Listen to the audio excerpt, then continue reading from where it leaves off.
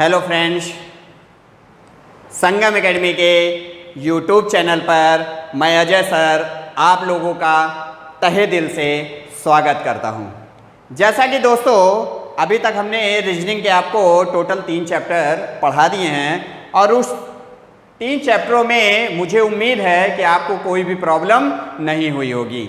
अब दोस्तों जो हमारा अगला टॉपिक है वो है रक्त संबंध यानी ब्लड रिलेशन। और ये जो दोस्तों ब्लड रिलेशन है इसमें भी आपकी ढेर सारी समस्याएं हैं।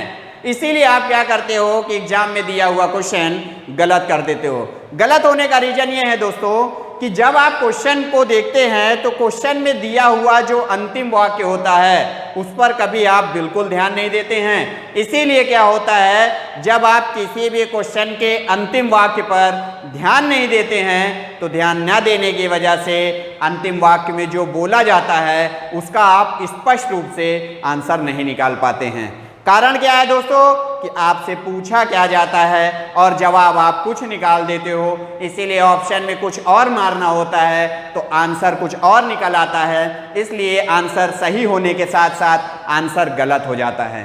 तो इस तरह दोस्तों आप कोई दिक्कत नहीं होगी क्योंकि ये जो चैप्टर है बहुत हावी चैप्टर नहीं है, बहुत इजी चैप्टर है ये। इसमें कुछ नहीं है। अगर हमारा बेस मजबूत हो जाएगा तो हमें कभी भी इस चैप्टर में कोई प्रॉब्लम नहीं होगी। इसकी मैं पूरी जिम्मेदारी लेता हूँ। जैसा कि दोस्तों मैंने आपसे कहा कि ये चैप्टर की खासियत ये है कि आपको पहले ये पता होना चाहिए कि जो ये चैप्टर है ये हमसे क्या चाहता है, आखिर क्या मांग रहा है।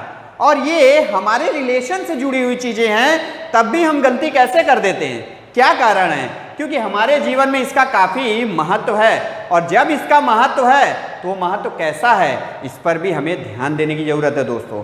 तो जैसा कि मैंने आपसे दोस्तों कहा कि देखिए इस चैप्टर की सबसे बड़ी खासियत होती है कि आप इसका बेस मजबूत रखिए, क्योंकि जब तक आप बेस मजबूत नहीं रखेंगे आपकी लाइफ हमेशा इस चैप्टर को लेकर के परेशान रहेंगी। तो कुछ मत करिए, चलिए मैं आपको बताता हूँ कि इस चैप्टर में करना क्या है और कैसे इस चैप्टर को समझना है। और मैं इसकी पूरी गारंटी लेता हूँ कि इस चैप्टर को पूरा पढ़ने के बाद आप ये नहीं कह सकते हैं कि मुझे ये चैप्टर समझ में नहीं आया। तो चलिए शुरू करते हैं। तो जैसा कि देखिए दोस्तों क्या होता है कि आप अपनी लाइफ में जो आपसे बड़े होते हैं, तो जो आपसे बड़े होते हैं उन्हें हमेशा आप क्या करते हो, ऊंचा दर्जा देते हो। ऊंचा दर्जा देने का मतलब आप हमेशा क्या करते हो, अपने माता पिता, चाचा चाची, मामा मामी, मौसा मौसी, बुआ फूफा, ये सब आपसे बड़े हैं। इसीलिए आप इन्हें क्या करते हो, ऊंचा दर्जा देते हो। तो अपने से ऊपर रखते हो। हमेशा क्या करते हो दोस्तों, अपने से ऊपर रखते हो। लेकिन जो आपके समान हैं उसको आप क्या करते हो, जो आपके समान में होता है वो आपके समान के अनुसार रखा जाता है, यानी वो आपके अनुसार बराबर पद धारण करेगा। और बराबर पद कौन धारण करेगा दोस्तों, जो बराबर पद होता है वो आपका भाई और आपकी बहन, और भाई के अनुसार भाभी और बहन के अनुसार जीजा जो हैं वो समान पद आपको दिखाते हैं। इसीलिए आपकी समान श्रेणी में रखे जाते हैं। लेकिन आपसे ऊपर आपके माता पिता वाली श्रेणी चलती है जिसमें आपके मामा मामी, चाचा चाची और बुआ फूफा, मौसा मौसी ये सब आते हैं। लेकिन अगर हम बात करें कि आपके माता पिता के ऊपर भी कोई ना कोई ऐसी श्रेणी है जिसके ऊपर उनको रखा गया है, और वो श्रेणी में कौन आते हैं, वो आपके दादा दादी, नाना नानी आते हैं। क्यों? क्योंकि वो आपके माता पिता के माता पिता हैं। इसीलिए आप उन्हें अपने माता पिता से ऊपर दादा दादी या नाना नानी का दर्जा देंगे। इतना करने के बाद दोस्तों ये ध्यान रखिएगा कि जब भी आप अपने से नीचे जाएंगे तो आपसे नीचे जो होगा वो आपसे छोटा होगा, और छोटा होने के अनुसार आपका या तो वो पुत्र होगा या आपकी पुत्री होगी, और पुत्र के अनुसार आपको बहू मिलेगी, और पुत्री के अनुसार आपको दामाद मिलेगा। अब हम बात करें कि आपके नीचे आपका पुत्र होगा, आपकी पुत्री होगी, और जो पुत्र होगा उसके अनुसार आपको बहू मिलेगी या कहिए कि पुत्र वधू मिलेगी। और दूसरी चीज ये है कि पुत्री के अनुसार आपको दामाद मिलेगा। रह गई बात उसके नीचे की पीढ़ी, तो उसके नीचे जैसे ही आप जाएंगे तो आपका जो पुत्र होगा उसके पुत्र को आप पोता कहेंगे, और जो पुत्र का पुत्री होगी उसे आप पोती कहेंगे। अब इसी तरह अगर हम बात करें कि आपकी जो पुत्री है उसके पुत्र को क्या कहेंगे, नाती कहेंगे, और जो पुत्री होगी उसे हम नतनी कहेंगे। तो इस तरह से दोस्तों आपका नाती नतनी पोता पोती यानी नीचे की पीढ़ी से लेकर ये सबसे ऊपर वाली जो श्रेणी होती है जिसे दादा दादी या नाना नानी की श्रेणी कहते हैं, यहाँ तक ये रिलेशन चलता है। क्योंकि इसके बाद की हमें कोई भी श्रेणी देखने को नहीं मिलती है, क्योंकि जो भी पीढ़ियां हैं इनसे ऊपर नहीं देख सकते हैं, क्योंकि इसके ऊपर की कोई पीढ़ी हमें देखने की उम्मीद ही नहीं लगती है और ना ही मौका मिलता है। तो चलिए दोस्तों जरा आप देख लीजिए कि हम कैसे आपके अनुसार इनके रिलेशन को दिखाते हैं। जैसा कि देखिए दोस्तों, अगर हम बात करें तो अगर आपके अनुसार हम बात करें तो यहाँ पे मान लीजिए मैंने आपको रख दिया है, और जब आपको रख दिया है तो आपके ऊपर आपका कौन होगा दोस्तों, बताइए, बोलिए। तो आपके ऊपर जो होगा वो आपके माता और पिता होंगे, और माता पिता जब आपके ऊपर होंगे तो आप इन्हें अपने से ऊंचा दर्जा देंगे, और जब आप इनको अपने से ऊंचा दर्जा देंगे तो इनके साथ साथ आप अपने चाचा चाची को भी ऊंचा दर्जा देंगे, और चाचा और चाची को ऊंचा दर्जा देने के साथ साथ आप अपने मामा मामी को भी ऊंचा दर्जा देंगे, और ऊंचा दर्जा देने के अनुसार आप अपने बुआ और फूफा को भी ऊंचा दर्जा देंगे, और ऊंचा दर्जा देने के अनुसार आप अपने मौसा और मौसी को भी ऊंचा दर्जा देंगे। और इतना देने के बाद आप क्या करेंगे, आप यही कहेंगे कि जब हमने माता पिता को ऊंचा दर्जा दिया है तो हम बुआ फूफा को भी ऊंचा दर्जा देंगे, मौसा मौसी को भी ऊंचा दर्जा देंगे, चाचा चाची को भी ऊंचा दर्जा देंगे, और मामा मामी को भी ऊंचा दर्जा देंगे। इसके साथ दोस्तों अगर हम आगे बढ़ें तो अब आप इनके ऊपर जाएंगे, यानी आपके माता पिता, तो आपके माता पिता के अनुसार ऊपर जो आपके मिलेंगे वो दादा और दादी होंगे। दादा दादी के साथ आपको और कौन मिलेगा, नाना और नानी मिलेंगी। नाना और नानी मिलने के अनुसार आप यही कहेंगे कि जब मैंने अपने माता पिता को ऊंचा दर्जा दिया है तो ये जो हमसे ऊपर की पीढ़ी में है तो ये अपने से ऊपर वाली पीढ़ी को ऊंचा दर्जा देंगे, और ऊंचा दर्जा देने के अनुसार दोस्तों क्या होता है कि अब आप अपने की बात करेंगे तो आप अपने अनुसार बात करेंगे, तो आप यही सीधा जवाब देंगे कि हमारी पीढ़ियों में जो चलेगा वो हमारी क्या होगी, वो हमारा भाई होगा, और भाई के अनुसार कौन होगा, भाभी होगी। जब भाई के अनुसार भाभी होगी तो आपके में एक और आती है जिसको आप बहन कहते हो, जो आपकी पीढ़ी में चलेगी या आपके अनुसार चलेगी, तो आपकी बहन होगी, और बहन के अनुसार आपको क्या मिलेगा, जीजा मिलेगा। इसी तरह से आपकी जो पीढ़ी है तो आपकी पीढ़ी में चलने वाले भाई भाभी बहन और जीजा है, लेकिन आपसे ऊपर की पीढ़ी में आपके माता पिता बुआ फूफा मौसा मौसी चाचा चाची मामा मामी आ जाएंगे। अब इनसे ऊपर आपके दादा दादी नाना नानी, अब इनके ऊपर अगर हम बात करें तो हम ऊपर के नहीं देखते हैं, क्योंकि पर दादा पर दादी पर नानी पर नाना हमें दिखाई नहीं देते हैं। चलिए अब नीचे की बात करते हैं। तो नीचे जब आप जाएंगे तो आपके अनुसार आपके नीचे कौन आएगा, तो आपके अनुसार आपके नीचे आपका पुत्र होगा, और जो पुत्र होगा उस पुत्र की जो पत्नी होगी वो आपकी क्या हो जाएगी, पुत्र की पत्नी आपकी बहू हो जाएगी, या कहिए कि पुत्र वधू हो जाएगी।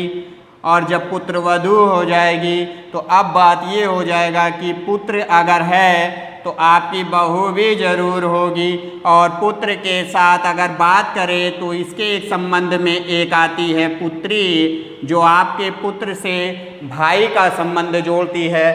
तो ये जो पुत्री है अब इसके अनुसार आपको एक मिलेगा जो इसका पति होगा। इस पुत्री का जो पति होगा वो आपका क्या हो जाएगा, दामाद हो जाएगा। और जब दामाद हो जाएगा तो बात ये रह गई कि अब आपका जो पुत्र है उसके पुत्र को आप क्या कहेंगे, तो आपका जो पुत्र है उसके पुत्र को आप पोता कहेंगे।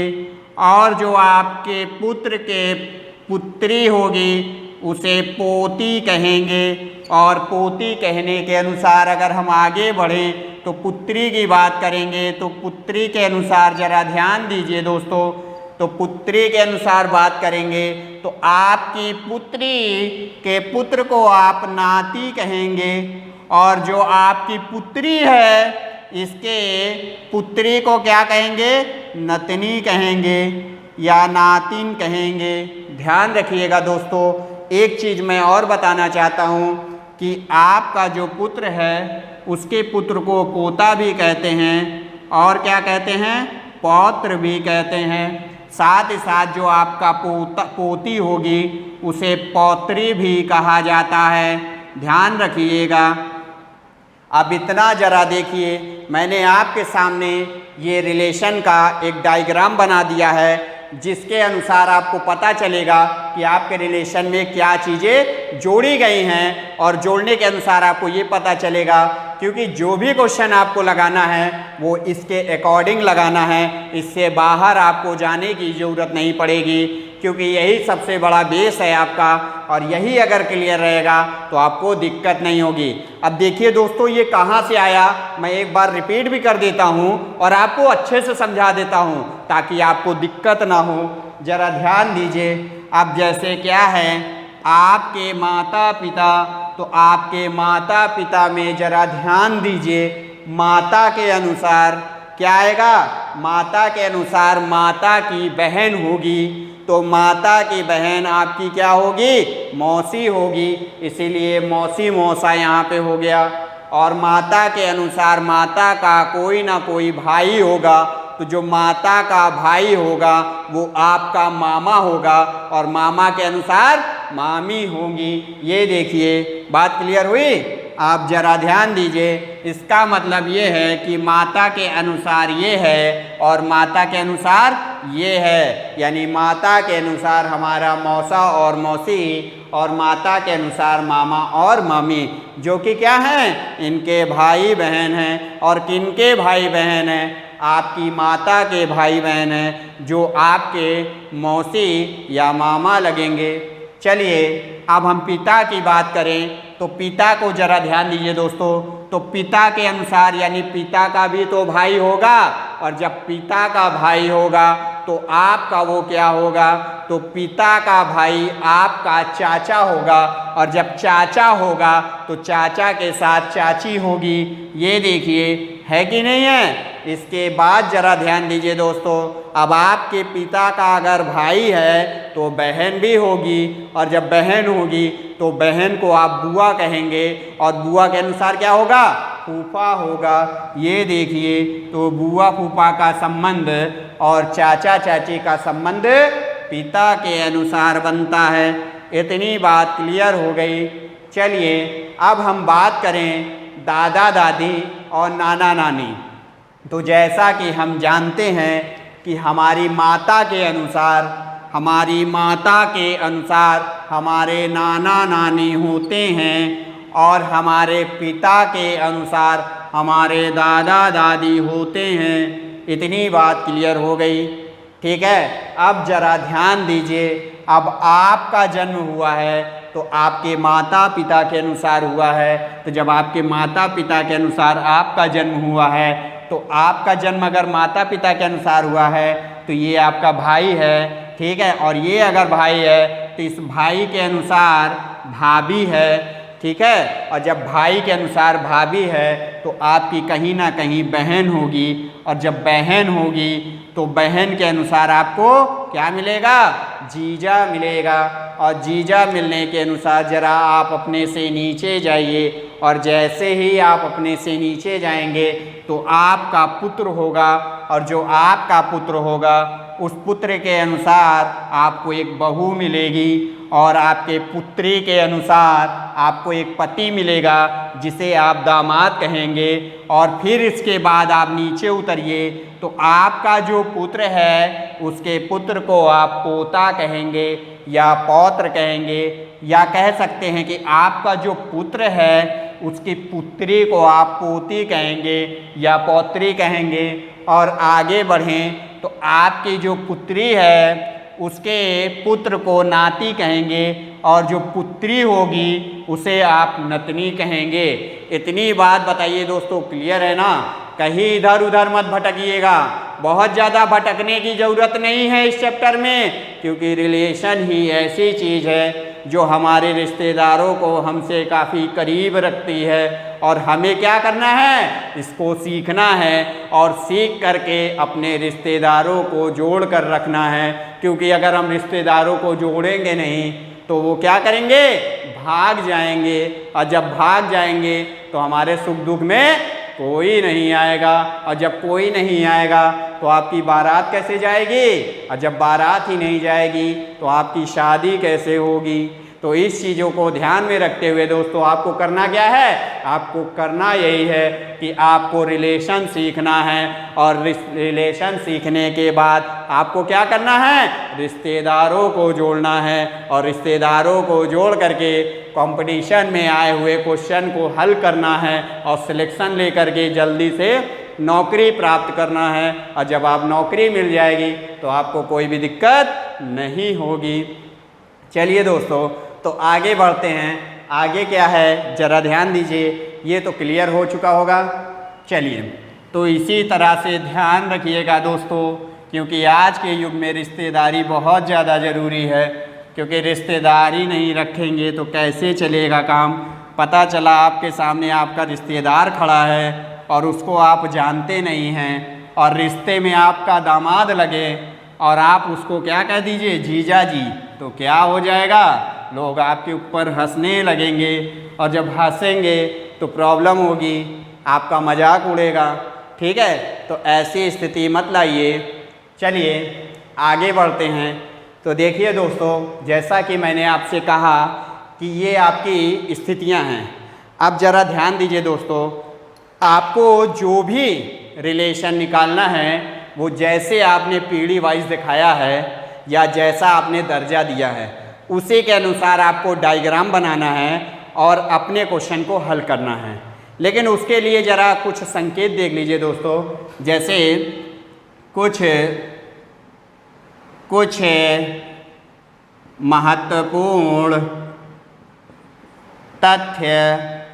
अब जो आपके महत्वपूर्ण तथ्य हैं यानी कि सम इम्पॉर्टेंट फैक्ट जो हैं वो क्या हैं दोस्तों, ज़रा ध्यान दीजिए। जैसा कि आप जानते हैं कि अगर हमें पुरुष को दर्शाना है तो पुरुष को दर्शाने के लिए हम क्या करेंगे, प्लस साइन दिखाएंगे। तो आपके मन में ये घूम रहा होगा कि सर ये बताइए हमें पुरुष को दिखाने के लिए प्लस साइन दिखाने की क्या ज़रूरत है। तो दोस्तों ज़रूरत इसलिए है क्योंकि जब आपके सामने नाम दे देगा तब तो क्लियर हो जाएगा कि ये पुरुष है कि स्त्री है। लेकिन अगर आपके सामने नाम नहीं दिया जाएगा तो ABCD के अनुसार दिया जाएगा। तो क्या ABCD में आप जेंडर को क्लियर कर सकते हैं? नहीं कर सकते हैं दोस्तों। इसीलिए हम क्या करते हैं, पुरुष के लिए प्लस साइन यूज करते हैं। और इसी तरह हम महिला की अगर बात करें तो हम स्त्रियों के लिए क्या करते हैं, स्त्रियों के लिए हम माइनस साइन का उपयोग करते हैं। अब इतना करने के बाद हम क्या करेंगे, ज़रा ध्यान दीजिए। तीसरी बातें जो है दोस्तों हमारे सामने ये है कि अगर हम रिलेशन दिखा रहे हैं तो कहीं ना कहीं किसी क्वेश्चन में विवाहित की बात होगी या कहीं ना कहीं पर क्वेश्चन में अविवाहित की बात होगी, क्योंकि दो चीज़ें लाइफ में चलती रहती हैं, एक विवाहित और दूसरा अविवाहित, यानी मैरिज एंड अनमैरिज।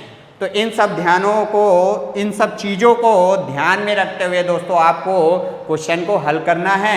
यानी कि अगर आपको पुरुष को दिखाना है तो प्लस साइन, स्त्रियों को दिखाना है तो माइनस साइन, और विवाहित को दिखाना है तो ध्यान रखिए ये आप डबल बॉन्ड बहुत पढ़े हैं हाई स्कूल इंटर में आप इसको, तो ये आपका डबल बॉन्ड है, ठीक है। इसको आप बनाएंगे जो कि आपका क्या है, डबल बॉन्ड है, जरा ध्यान दीजिएगा। और इसी तरह अविवाहित के लिए आप क्या करेंगे, सिंगल बॉन्ड बनाएंगे। बहुत हाई स्कूल में आपने पढ़ा है इन सब चीज़ों को। तो सिंगल बॉन्ड बना करके आप संकेत देंगे कि भैया ये विवाहित जोड़ा है कि अविवाहित जोड़ा है। तो ये आपके कुछ फैक्ट हैं दोस्तों जिनको ध्यान में रखना है, और ध्यान में रखने के अनुसार ये भी देखना है कि हमारा जो पुरुष है वो प्लस साइन से दिखाया जाएगा, और इस प्लस साइन का प्रयोग तब करेंगे जब वहाँ पे सदस्यों की संख्या ABCD के अनुसार दिखाई जाए। और दूसरी चीज़ स्त्रियों की भी स्थिति जो है कि अगर हमें स्त्रियों को दिखाना है तो हम माइनस साइन दिखाएंगे, और जब माइनस साइन दिखाएंगे तो माइनस साइन दिखाने के अनुसार हमें ये भी ध्यान रखना है दोस्तों कि ये जो माइनस साइन है ये है क्या, और अगर माइनस साइन लगाते हैं तो वही हो गया कि अगर ABCD के लिए पुरुष में आप प्लस साइन लगाएंगे तो ABCD के लिए स्त्रियों में माइनस साइन लगाएंगे। इसी तरह अगर विवाहित दिखाना है तो डबल बॉन्ड लगाएंगे, यानी डबल बॉन्ड लगाते ही पता चल जाएगा कि ये जोड़ा क्या है, विवाहित जोड़ा है। और जब आप सिंगल बॉन्ड लगाएंगे तो पता चल जाएगा कि ये क्या है, अविवाहित जोड़ा है। इतनी बात क्लियर हो गई। तो इसी के साथ हम आगे बढ़ते हैं। तो आगे बढ़ने के अनुसार ज़रा ध्यान दीजिए दोस्तों, अब आपको करना क्या है, अब क्वेश्चन के पहलू को समझना है कि क्वेश्चन में जो अंतिम वाक्य में दिया जाता है उसका मतलब क्या है और हम कहाँ गलती करते हैं, क्या रीजन है, इन सब को भी ध्यान में देखना है और ध्यान में रखते हुए आपको क्वेश्चन हल करना है। जैसा कि दोस्तों देखिए क्वेश्चन में क्या कहता है, मैं आपको क्वेश्चन के लास्ट वाक्य के पहलू के बारे में बताने जा रहा हूँ। जैसे कहता है कि राम का श्याम से क्या संबंध है। अक्सर दोस्तों आप इस तरह से क्वेश्चन में देखते हैं कि दिया होता है, अगर इस तरह नहीं दिया होता है तो आपका इस तरह से दिया होता है। दोस्तों ज़रा ध्यान रखिए, राम का श्याम के साथ क्या संबंध है। तो देखिए दोस्तों यही आपका बेस है और इसी को आपको समझना है, क्योंकि पूरे वाक्य में आप डायग्राम तो बनाते हैं लेकिन जो अंतिम वाक्य होता है उसी पर ध्यान ना दे करके आप गलती कर देते हैं, जिससे आपका क्वेश्चन गलत हो जाता है। तो क्वेश्चन को वो भी गलत मत करिए, बल्कि सही करने का तरीका देख लीजिए कैसे हम सही कर सकते हैं। जैसा कि दोस्तों आप जानते हैं कि राम के बाद यहाँ पे क्या आया है, का आया है, ध्यान रखिएगा। और यहाँ पे श्याम के बाद क्या आया है, से आया है। इसका मतलब ये है कि वाक्य में दो नाउन आएगा, और दो नाउन अगर आता है और दोनों के बीच हमें संबंध बताना होता है तो हमें कुछ नहीं करना है। देखिए दोस्तों हमेशा ध्यान रखिएगा कि जिस नाउन के बाद क्या हमें लिखने की ज़रूरत है, चलिए लिख ही देते हैं समझने के लिए। तो जिस नाउन के बाद, यानी जिस नाउन के बाद से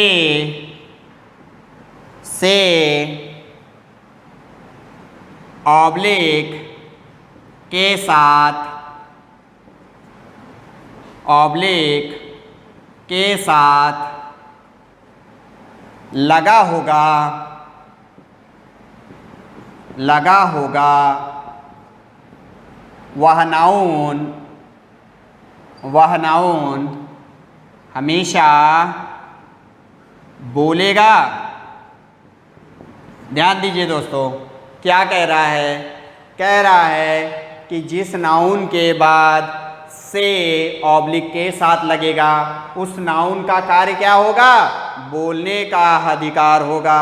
और जब उस नाउन के पास बोलने का अधिकार होगा तो आप जानते हैं कि अगर दो लोगों के बीच संबंध निकाला जाता है तो उसमें एक बोलेगा तो दूसरा क्या करेगा, सुनेगा। इसका मतलब ये है कि जिस नाउन के बाद हम से देखेंगे या के साथ देखेंगे तो वो नाउन क्या करेगा, वो सिर्फ और सिर्फ क्या करेगा, बोलेगा।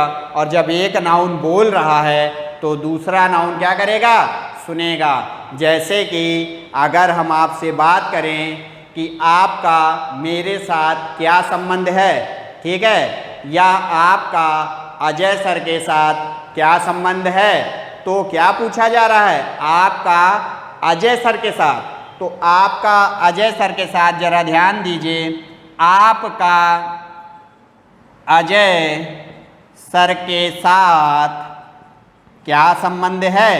तो जरा ध्यान दीजिए दोस्तों, एक नाउन तो यहाँ आप हैं, ठीक है, और दूसरा नाउन यहाँ पर मैं हूँ। तो एक नाउन आप बन रहे हैं और दूसरा नाउन मैं बन रहा हूँ। बस अंतर क्या है कि मेरे बाद के साथ लगा हुआ है और आपके बाद का लगा हुआ है। तो आप जानते हैं कि जिस नाउन के बाद से ऑब्लिक के साथ लगेगा वह नाउन क्या करेगा, बोलेगा। इसका मतलब मैं आपको बोलूँगा और क्या कहूँगा कि आप मेरे के बात समझ में आई। लेकिन अगर ये कहा जाए कि अजय सर का आपसे क्या संबंध है, अब आपके बाद मैंने से लगा दिया तो आप यही कहेंगे कि अजय सर हमारे टीचर हैं। बात क्लियर हुई दोस्तों।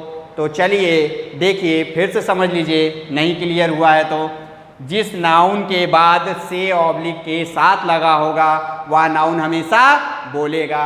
ये देखिए, राम का श्याम से क्या लगा है, से लगा है, यानी श्याम बोलने वाला है। और श्याम बोलेगा किसको, राम को बोलेगा। और क्या बोलेगा, वो तो ऊपर वाले वाक्य में पता चलेगा कि राम जो है श्याम से क्या सुनना चाहता है, या कहिए कि श्याम राम को क्या कहना चाहता है। ठीक है, चलिए इतनी बात क्लियर हुई।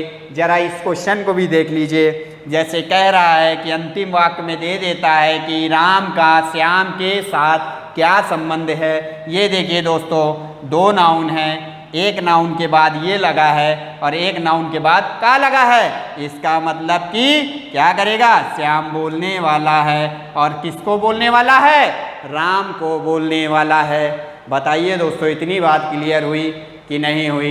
बाकी रह गई बात इसकी, तो मैं इसको लिखवाऊंगा, टेंशन मत लीजिए। ये इंट्रोडक्शन की क्लास है, इसलिए इसमें आप हर चीज़ों को समझ लीजिए, ताकि जब मैं नेक्स्ट वीडियो लेके आऊँ तो वहाँ मैं आपको इसको बारीकी से लिखवा दूंगा। ठीक है, चलिए आगे बढ़ते हैं। तो इस तरह से दोस्तों आपने देखा कि जिस नाउन के बाद से लगेगा, अगर से नहीं लगेगा तो के साथ लगेगा, और जब से ऑब्लिक के साथ लगा होगा तो वह नाउन क्या करेगा, बोलेगा। अब जब नाउन बोलेगा तो बोलने के अनुसार कैसे बोलेगा, वो ऊपर का वाक्य निर्धारित करेगा। जैसे देखिए दोस्तों, मैं एक और रखता हूँ अंतिम वाक्य के लिए। जैसे मैंने कहा कि ममता के साथ संध्या का क्या संबंध है। तो ममता के साथ संध्या का क्या संबंध है, तो आपको पता है कि जिस नाउन के बाद से ऑब्लिक के साथ लगेगा वो नाउन हमेशा क्या करेगा, बोलेगा। ठीक है, तो देखिए क्या लगा है, जरा ध्यान दीजिए। ममता के बाद लगा है के साथ, इसका मतलब ममता बोलने वाली है। और किसको बोलेगी, संध्या को। क्योंकि जब वाक्य में दो नाउन दिया हो और दोनों नाउन में, ठीक है, एक नाउन के साथ से ऑब्लिक के साथ लगा हो तो वह नाउन बोलेगा, और दूसरे नाउन के साथ अगर का लगा हो तो वह नाउन सिर्फ सुनेगा। बात क्लियर हुई। अब अगर ये क्लियर हो गया है तो हम आगे बढ़ते हैं दोस्तों। ज़रा ध्यान दीजिए, अगर ना समझ में आया हो तो मैं फिर से एक बार बोल देता हूँ। ध्यान रखिएगा कि जैसे कोई भी वाक्य दिया हो और कोई भी वाक्य देने के बाद क्या करना है, अगर कोई भी वाक्य देता है तो उस वाक्य में देखिएगा कि जो अंतिम वाला वाक्य है उसमें कहीं ना कहीं दो नाउन दिया होगा, और जब दो नाउन देगा तो उस दो नाउन में एक नाउन के साथ से ऑब्लिक के साथ लगा हो और दूसरे नाउन के साथ का लगा हो, तो जिस नाउन के साथ से ऑब्लिक के साथ लगेगा वो नाउन बोलेगा, और जिस नाउन के बाद का लगा होगा वो नाउन सुनेगा। बताइए दोस्तों, क्लियर हुआ? चलिए, बहुत अच्छी बात है। तो अब हम आगे बढ़ते हैं। इतनी बात क्लियर हो गई। अभी मैं आपको क्वेश्चन पे रख के भी दिखा दूंगा कि ये बात कैसे सही है। जैसे देखिए, मैं आपके सामने क्वेश्चन रखता हूँ कि ममता और संध्या आपस में बहन हैं।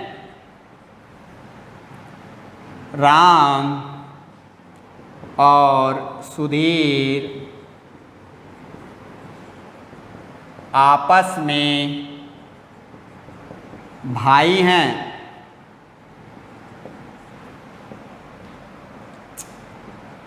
संध्या का पुत्र राम का भाई है। तो बताइए कि ममता का सुधीर के साथ क्या संबंध है। देखिए दोस्तों, ज़रा ध्यान दीजिए। ये देखिए अंतिम वाला वाक्य, तो बताइए कि ममता का सुधीर के साथ क्या संबंध है। तो मैंने बताया जिस नाउन के बाद से ऑब्लिक के साथ आएगा वो बोलेगा, और जिस नाउन के बाद का आएगा वो नाउन सुनेगा। ज़रा ध्यान दीजिए, ममता के बाद का आया है तो ये सुनेगा, और सुधीर के बाद के साथ लगा हुआ है। अगर के साथ नहीं लगा होता तो से लगा होता, तो ये क्या करेगा, बोलेगा। और किसको बोलेगा, ममता को बोलेगा। अब क्या बोलेगा ये ऊपर वाला वाक्य निर्धारित करेगा। तो जरा ध्यान दीजिए, ममता और संध्या आपस में बहन हैं, तो हमने क्या किया, ममता और जरा ध्यान दीजिए संध्या के बीच सिंगल बॉन्ड दिखा दिया। जरा ध्यान दीजिएगा, तो ममता और संध्या के बीच सिंगल बॉन्ड दिखा दिया और समान पद पर रख दिया, क्योंकि दोनों क्या हैं, बहन हैं। अब जरा ध्यान दीजिए, राम और सुधीर आपस में भाई हैं। अब देखिए, राम और सुधीर ममता और संध्या से कहीं नहीं जुड़ रहे हैं, तो इस लाइन को स्टॉप रखिए, आगे बढ़िए दोस्तों। संध्या का पुत्र जो है, किसका पुत्र है, संध्या का पुत्र, यानी संध्या का पुत्र है तो संध्या से नीचे वाला दर्जा लेगा। अगर संध्या का पुत्र है तो संध्या से नीचे वाला पद लेगा, और जब संध्या से नीचे वाला पद लेगा तो वो किसका भाई है, कह रहा है संध्या का पुत्र जो है वो राम का भाई है। किसका भाई है, राम का भाई है, यानी ये दोनों भाई भाई हैं, तो ये दोनों समान पद में रहेंगे। और जरा ध्यान दीजिए, संध्या का पुत्र है राम, ठीक है। अगर संध्या का पुत्र है और राम इसका भाई है, तो जरा ध्यान दीजिए, अब राम के साथ क्या कह रहा है, राम और सुधीर आपस में भाई हैं, तो यहाँ सुधीर दिखा दीजिए दोस्तों। अब ये देखिए, ये पूरी तरह से ऊपर का जो इतना वाक्य था वो कंप्लीट हो चुका है, क्योंकि डायग्राम आपके सामने बन गया है। अब जरा ध्यान दीजिए, हम इसको हल कैसे करेंगे। ये तो हमारा डायग्राम बन गया है, तो कह रहा है तो बताइए कि ममता का सुधीर के साथ, तो ममता का यानी ममता सुनने वाली है और सुधीर बोलने वाला है। अब सुधीर ममता को बोलने वाला है, जरा देखिए क्या बोलेगा। ये जो पुत्र है इसको माँ कहेगा, तो राम भी इसको क्या कहेगा, माँ कहेगा, और सुधीर भी माँ कहेगा। अब इस जरा ध्यान दीजिए, संध्या की जो बहन है उसको ये पुत्र क्या कहेगा, मौसी कहेगा, तो राम भी क्या कहेगा, मौसी कहेगा, और सुधीर भी मौसी कहेगा। यानी सुधीर ममता को बुलाएगा, क्या कह के बुलाएगा, मौसी कह के बुलाएगा। तो इस तरह से दोस्तों आप क्लियर आंसर निकाल सकते हैं। बताइए दोस्तों कैसा लगा, एक बार कमेंट बॉक्स में ज़रूर बताइएगा कि ये जो वीडियो है आपको समझ में आया कि नहीं आया, या जो मैंने तरीका बताया वो समझ में आया कि नहीं आया। चलिए इतनी बात क्लियर हो गई, अब आगे बढ़ते हैं दोस्तों। अगला है, ज़रा ध्यान दीजिए, ये तो हमने आपको सिर्फ फर्स्ट स्टेप बताया है, सेकंड स्टेप देख लीजिए दोस्तों, क्योंकि इनमें जो है 3 स्टेप चलते हैं, और बस वही 3 स्टेप अगर आपके दिमाग में चलेगा तो आपको कभी भी कोई प्रॉब्लम नहीं होगी किसी भी क्वेश्चन में। दूसरा देख लीजिए दोस्तों कि दूसरा क्या है। अब देखिए, जैसे अभी मैंने आपको बताया कि अंतिम वाक्य में 2 नाउन आएगा, तो 2 नाउन में क्या करेंगे, पहले नाउन के साथ से ऑब्लिक के साथ, और दूसरे नाउन के बाद का लगा होगा, तो जिस नाउन के साथ से ऑब्लिक के साथ होगा वो नाउन बोलेगा, और जिस नाउन के बाद का लगा होगा वो नाउन सुनेगा। इतनी बात दोस्तों क्लियर हो चुकी है। तो चलिए अगला है, जैसे कहे कि राम संध्या का कौन है। ध्यान रखिए दोस्तों, ये क्वेश्चन में जरा ध्यान रखिए कि अंतिम वाक्य का क्वेश्चन रखा गया है। जब ये अंतिम वाक्य को रखा गया है तो अब हम ये देख रहे हैं कि इसमें तो से ऑब्लिक के साथ वाला वाक्य ही नहीं है, यानी किसी भी नाउन के बाद से ऑब्लिक के साथ नहीं लगा है। अब जब नहीं लगा है तो अब आपको दिक्कत होगी कि अरे इस वाक्य में तो कहीं भी से ऑब्लिक के साथ नहीं लगा है, तो हम इसको कैसे हल करें। तो कुछ नहीं करना है दोस्तों, अब यहाँ कह रहा है राम संध्या का कौन है, या हम कहें कि राम का, जरा ध्यान दीजिए, वाक्य को समझने का प्रयास करिएगा। राम का संध्या से क्या संबंध है। ये दोनों वाक्य दोस्तों एक ही है, कोई अलग नहीं है। जरा ध्यान रखिएगा, दोनों का दोनों वाक्य एक ही है, बस अंतर ये हो गया कि अगर हम इसको इस तरह से बोलें कि राम संध्या का कौन है, यानी राम जो है संध्या का कौन है, या कहिए कि राम संध्या का क्या लगता है, यानी संध्या राम को क्या कहेगी। अब क्या कहेगी ये तो ऊपर वाले वाक्य में पता चलेगा। अब जरा ध्यान रखिए कि अगला जो दिया है, राम का संध्या से क्या संबंध है, यानी राम का संध्या से क्या संबंध है, तो आप इसमें स्पष्ट जानते हैं कि संध्या बोलने वाली है राम को। और जब संध्या राम को बोलने वाली है तो ये तो आप जानते ही हैं, लेकिन ऊपर वाला जो वाक्य है उसमें राम संध्या का कौन है, यानी राम संध्या का क्या लगती है, कि क्या लगता है, जो भी दिया जाए, यानी राम के अनुसार, या कहिए कि राम जो है वो संध्या का कौन है, यह क्या लगेगा। बात क्लियर हुई दोस्तों। इसका मतलब ये है कि जब भी वाक्य में 2 नाउन दिया होगा, अगर वाक्य में 2 नाउन दिया है और एक नाउन के साथ कॉमा लगा है और दूसरे नाउन के साथ का लगा होगा, ध्यान रखिएगा कि जब भी हम थोड़ा सा समझाने के लिए लिख दे रहे हैं, बाद में आपको लिखवा देंगे हम, ठीक है, अगले वीडियो में इसको सब कुछ लिखवा देंगे जो आपको बताया जा रहा है। तो जैसे हमने कहा कि जब वाक्य के अंत में 2 नाउन के साथ यदि पहला नाउन कॉमा से और दूसरा नाउन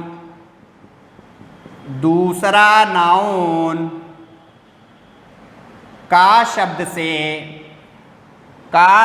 से जुड़ा है तो बोलने वाला नाउन कौन होगा? का हो जाएगा। तो बोलने वाला नाउन का हो जाएगा दोस्तों।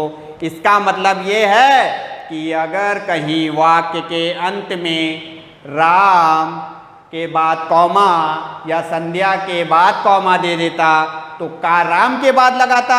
अगर राम के बाद कॉमा लगाया है और दूसरे नाउन के बाद का लगाया है तो कभी भी अंतिम वाक्य में अगर दो नाउन दिया हो और दो नाउन में एक नाउन के साथ कॉमा लगा हो और दूसरे नाउन के साथ का लगा हो तो बोलने का अधिकार हम किसको देंगे?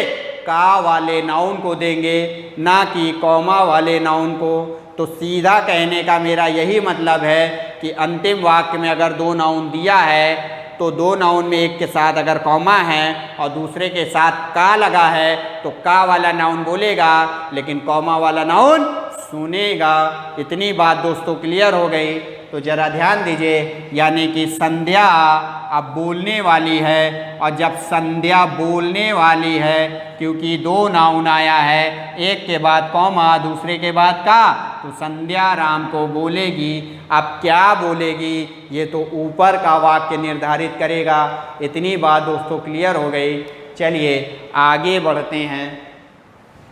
अब आगे बढ़ने के अनुसार जरा ध्यान दीजिए कि हम कैसे करेंगे और कैसे हमें पता चलेगा कि हाँ क्या रिलेशन निकल कर आया है।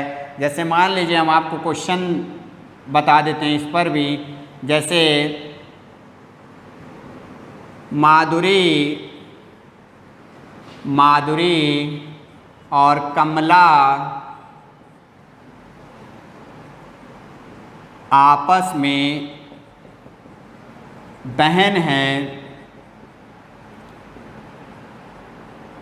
माधुरी की माँ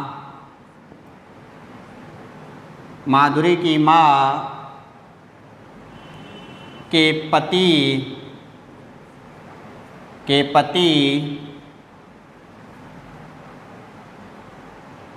की दो पुत्री हैं। तो बताइए कि कमला का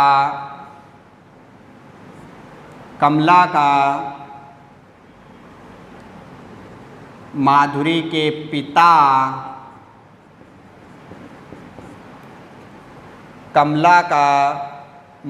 के पिता के साथ क्या संबंध है? देखिए दोस्तों ये भी हल हो जाएगा, ठीक है। या इसी क्वेश्चन में ये जो लास्ट वाला वाक्य है इसी को हम ये भी कह सकते हैं। जरा ध्यान दीजिए कि कमला माधुरी के पिता की क्या लगती है? ठीक है दोस्तों, देख लीजिए आपके सामने दोनों वाक्य एक ही है, बस शब्दों का अंतर है। बाकी वाक्य दोनों एक ही है। दोनों अंतिम वाक्य देख लीजिए एक ही है और दोनों में एक ही बात कही गई है। तो चलिए इसको समझते हैं। माधुरी और कमला क्या है? माधुरी और कमला बहन हैं। अब कह रहा है कि माधुरी की माँ के पति, किसके पति? माँ के पति। डबल बॉन्ड लगा दिए जिससे पता चल गया कि क्या है दोस्तों? माधुरी के पिता और इसके माँ के पति हैं। बात क्लियर हुई। तो कह रहा है माधुरी की माँ के पति की दो पुत्री हैं। तो माधुरी की माँ के पति, ठीक है, कि कितनी पुत्री हैं? दो पुत्री हैं। अब आगे क्या कह रहा है? वाक्य कंप्लीट हो चुका है। तो बताइए कि कमला का माधुरी के साथ क्या संबंध है। आप जानते हैं कि यहाँ दो नाउन हैं, एक नाउन के साथ लगा है, दूसरे के साथ का लगा है, यानी माधुरी के पिता बोलने वाले हैं कमला को। अब कमला को भी क्या बोलेंगे? पुत्री बोलेंगे। बात क्लियर? जरा अगला देखिए, इसी को हमने या करके जो लिखा है, कमला माधुरी के पिता की क्या लगेगी, तो माधुरी के पिता और कमला, कमला के बाद कौमा आया है, कौमा बोलेगा नहीं, और माधुरी के पिता के बाद देखिए का नहीं की लगा है, यानी ये बोलने वाले हैं। अब माधुरी कमला को बोलने वाले हैं तो क्या बोलने वाले हैं, पुत्री बोलने वाले हैं। क्या ये बात क्लियर हो गई? चलिए आगे बढ़ते हैं। देखिए दोस्तों, अब आगे क्या है, एक चीज़ और इस पे बनती है जो मैं आपको बता दूं कि वो है क्या। एक तीसरा पॉइंट दोस्तों बनता है और उस तीसरे पॉइंट को ध्यान देने की ज़रूरत है। जैसे क्या होता है कि बोल दिया जाए कि राधा और मनीषा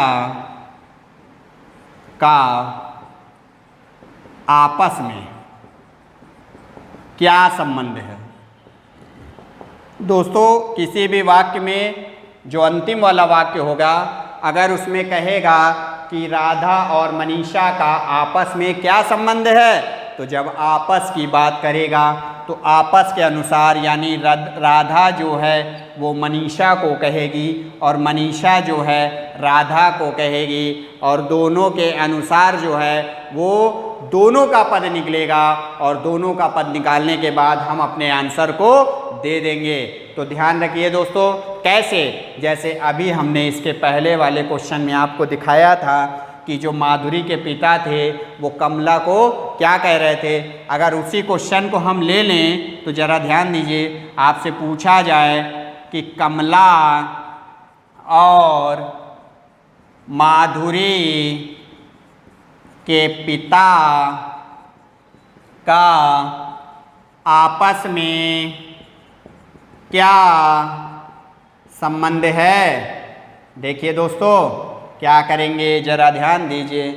अब बीच में और शब्द लग गया है, और जब और लगा है तो और शब्द हमेशा क्या करता है, दो नाउन को जोड़ता है, और जब दो नाउन को जोड़ेगा तो कमला भी माधुरी के पिता को कुछ ना कुछ बोलेगी और माधुरी के पिता भी कमला को कुछ ना कुछ बोलेंगे।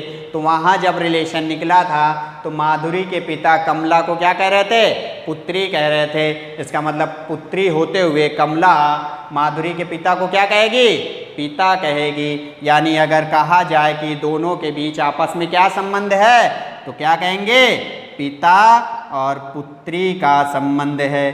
तो ये हमारा आंसर होगा, क्योंकि जब दो नाउन को और शब्द जोड़ देता है तो वहाँ पे आपस में संबंध निकल आता है। बताइए दोस्तों, ये भी क्लियर हुआ कि नहीं हुआ। जिसमें मैंने आपको पहला दोस्तों बताया, पहला क्या था कि जब अंतिम वाक्य में दो नाउन दिया हो और एक नाउन के साथ से ऑब्लिक के साथ और दूसरे नाउन के साथ का लगा हो, तो बोलने वाला नाउन जो होगा से ऑब्लिक के साथ वाला नाउन होगा और सुनने वाला जो नाउन होगा वो का होगा। दूसरा दोस्तों मैंने बताया आपको कि जब अंतिम वाक्य में दो नाउन दिया हो और एक नाउन के साथ कॉमा लगा हो और दूसरे नाउन के साथ का लगा हो, तो जिस नाउन के साथ का लगा होगा वो बोलेगा और जिस नाउन के साथ कॉमा लगा होगा वो सुनेगा। और तीसरा पॉइंट दोस्तों मैंने बताया कि जब अंतिम वाक्य में दो नाउन और शब्द से जुड़े हों तो उन दोनों को बीच जो भी आप संबंध निकालेंगे वो आपस का संबंध होगा। यानी दोनों नाउन एक दूसरे को कुछ ना कुछ बोलेंगे और जो बोलेंगे तो वो दोनों के बीच का रिलेशन होगा, और इस तरह से आप अपने आंसर को निकाल लेंगे। बताइए दोस्तों, ये तीन की तीनों बातें क्लियर हुई, क्योंकि हमारा पूरा ब्लड रिलेशन इन तीन बातों पर डिपेंड करता है। और अगर ये तीन बातें क्लियर हो गई हैं तो आज के बाद आपको कभी भी क्वेश्चन में कोई दिक्कत नहीं होगी दोस्तों, क्योंकि सारा बेस मैंने आपको बता ही दिया है। अब सिर्फ आपको करना क्या है, क्वेश्चन पे प्रैक्टिस करना है, और क्वेश्चन में प्रैक्टिस मैं आगे आपको कराऊंगा। तो अगर आपको ये वीडियो पसंद आया हो तो मुझे कमेंट बॉक्स में ज़रूर बताइएगा कि ये वीडियो आपके लिए क्या है और आपको कितना इस वीडियो से समझ में आया है। तो दोस्तों इसी के साथ जय हिंद, जय भारत।